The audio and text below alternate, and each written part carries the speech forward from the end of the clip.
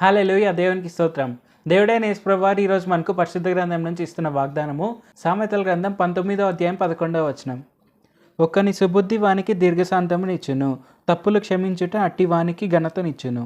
So ఈరోజు వాగ్దానం కనుక మనం చూసుకుంటే ఇక్కడ మనం ఏం అర్థం చేసుకొనవచ్చు, మనకు సుబుద్ధి కలిగి ఉన్నాము అంటే మనము దీర్ఘశాంతం కలిగి ఉన్నాము అని కూడా దాని అర్థము. అంటే మనము సుబుద్ధి కలిగి ఉండడం వలన మనకు దీర్ఘశాంతం కూడా ఉంటుంది.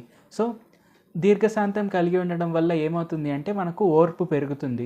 ఓర్పు పెరగడం వల్ల మనము ఇతరులు ఎవరైనా కానీ మన జీవితంలో చాలా తప్పు పనులు చేసినా లేదంటే చాలా బుద్ధి తక్కువ పనులు చేసినా కానీ మనము వారిని క్షమించగలిగేలాగా మనం ఎదుగుతాము. ఎందువల్ల అంటే మనకు ఓర్పు ఉండడం వల్ల.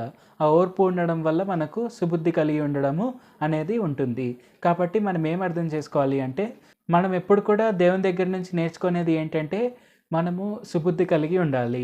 మనం ఎప్పుడు దేవుని వలె ఓర్పు కలిగి ఉండాలి. దేవుడైన యేసు ప్రభువారు ఈ భూమి పైన ఎంత ఓర్పు కలిగి ఉండినారు అంటే ఆయన ముఖం మీద ఉమ్మి వేసిన వాళ్ళని ఆయన క్షమించాడు. ఆయనను కొరడాలతో కొట్టిన వారిని ఆయన క్షమించాడు. ఆయనను సిలువ వేసిన వారిని ఆయన క్షమించాడు.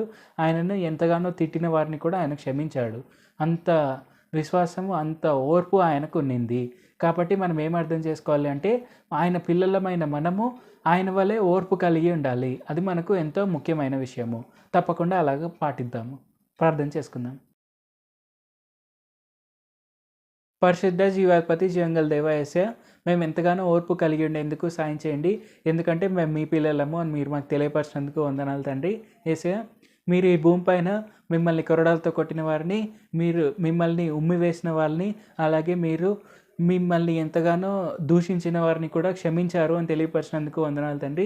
మీకు అంత ఓర్పు ఉంది కాబట్టి మీ పిల్లలమైన మాకు కూడా అంతటి ఓర్పు కలిగి ఉండేందుకు సాయం చేయండి యేసయ్య. అలాగా మా జీవితంలో ఎలాంటి వారైనా ఎలాంటి అన్నెసెసరీ థింగ్స్ ఏదైనా చేసినా లేదంటే మాకు ఇష్టం లేని పనులు ఏవైనా చేసినా కూడా వారిని మేము క్షమించగలిగే ఓర్పును మాకు దయచేయండి. తద్వారా మాకు సుబుద్ధిని కూడా దయచేయండి. యేసు నామములో అడుగుచున్నాం తండ్రి. ఆమేన్. Thank you Jesus. దేవుడు మిమ్మల్ని ఆశీర్వదించును గాక.